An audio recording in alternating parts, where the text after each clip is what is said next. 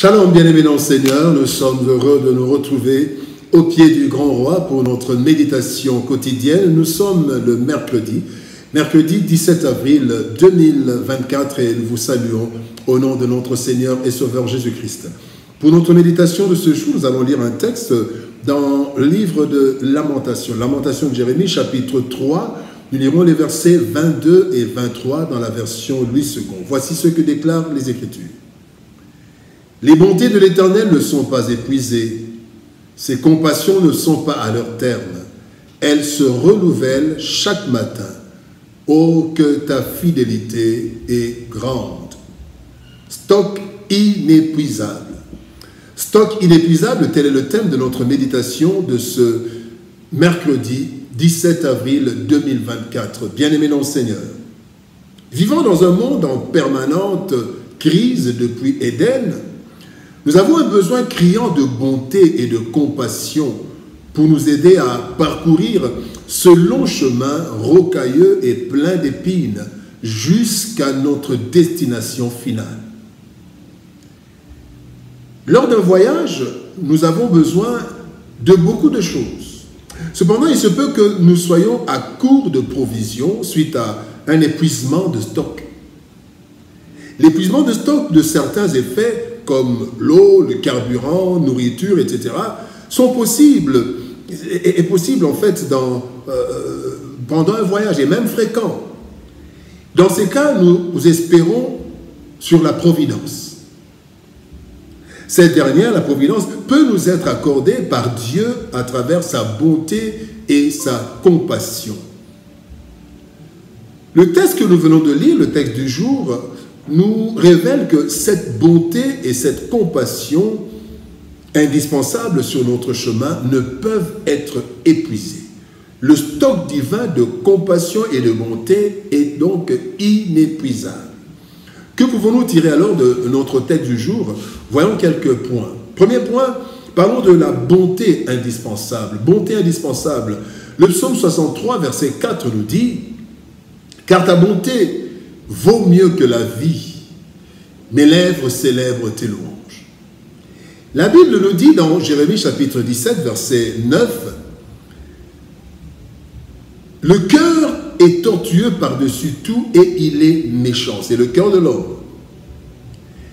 Et lorsque nous lisons la description des hommes dans les derniers jours, selon 2 Timothée chapitre 3, verset 5, bien-aimés, nous comprenons l'origine de tous nos maux.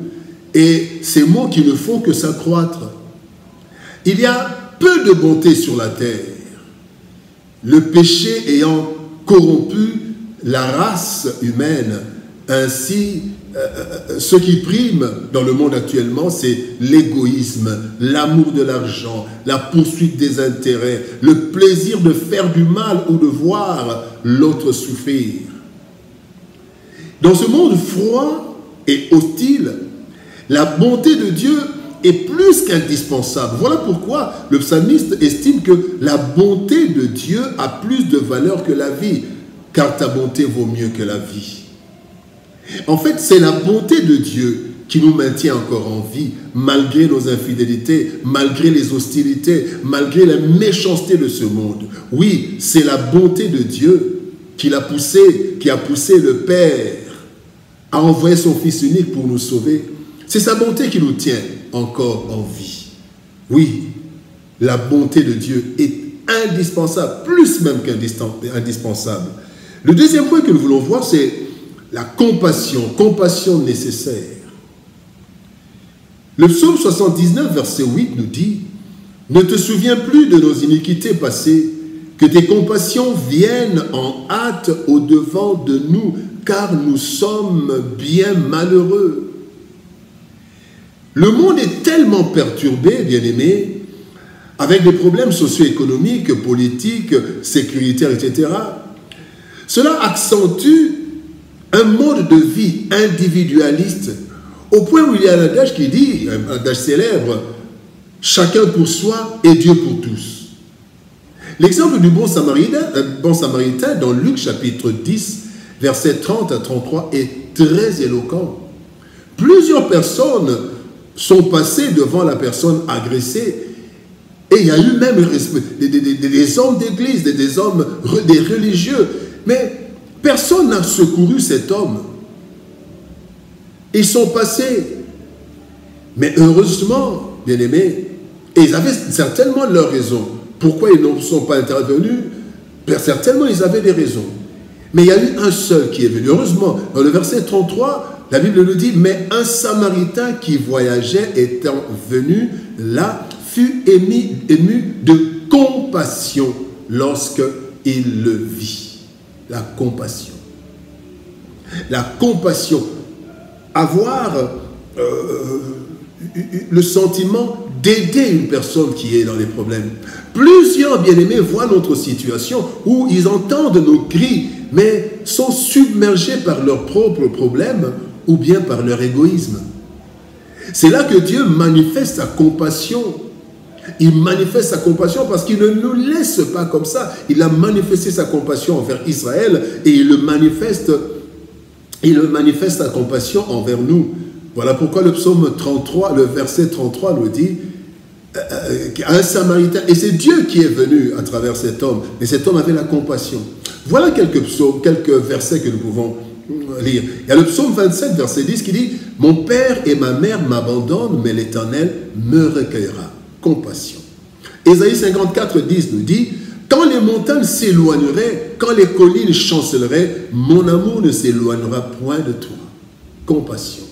Et aussi, Ésaïe 49, verset 15 nous dit « Une femme oublie-t-elle l'enfant qu'elle allaite?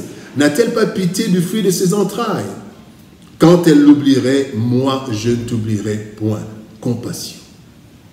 Le troisième point que nous voulons voir, nous voulons parler de l'approvisionnement quotidien. Lamentation chapitre 3, verset 23 nous dit « Elle se renouvelle chaque matin, ô que ta fidélité est grande. » Chaque matin, bien-aimés, nous nous réveillons devant l'inconnu, car les jours se suivent mais ne se répètent pas. Personne ne sait de quoi sa journée sera faite. Et nous sommes un peu comme des aveugles à la merci des circonstances de la journée. Gloire soit rendue à l'Éternel, qui fait précéder chacun de nos réveils par le renouvellement de son stock de bonté et de compassion. Chaque matin, elle se renouvelle.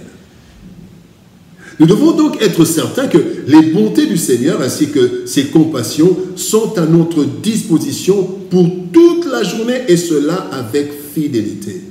Voilà pourquoi David, l'homme selon le cœur de Dieu, pouvait déclarer dans Psaume 23, verset 6, « Oui, tous les jours de ma vie, ton amour m'accompagne et je suis heureux. Je reviendrai pour toujours dans la maison du Seigneur. » Chaque jour, bien-aimés, de notre vie, Dieu nous accorde une provision suffisante de bonté et de compassion, car son stock est inépuisable.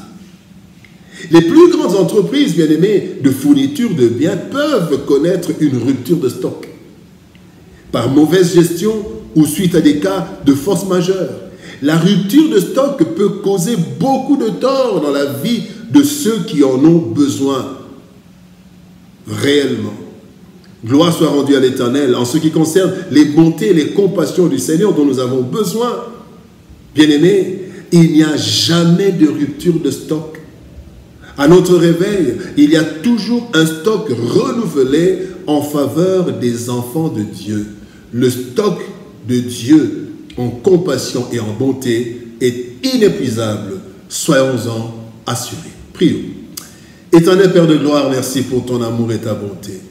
Merci pour tes bontés, tes compassions qui ne s'épuisent pas. Tu as un stock illimité, un stock inépuisable de bonté et de compassion. Merci de les renouveler chaque matin. Chaque matin, quand nous ouvrons nos yeux, Seigneur de gloire, tu nous dis aujourd'hui que nous devons savoir que tes bontés et tes compassions ont été déjà renouvelées et sont à notre disposition, en notre faveur. Bénis mon frère, bénis ma sœur. Rassure-nous, Seigneur de gloire, que tes bontés et tes compassions ne seront jamais épuisées. Merci, Seigneur de gloire, pour ta parole. Au nom de Jésus-Christ, nous avons ainsi prié, Père. Amen. Bien-aimés dans le Seigneur, que Dieu nous bénisse.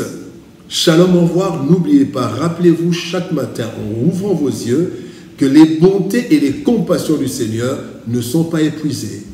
Elles se renouvellent et sont à notre faveur. Que Dieu nous bénisse. Shalom, au revoir, et par la grâce de Dieu, nous nous retrouvons demain pour une nouvelle méditation. Shalom, au revoir et à demain.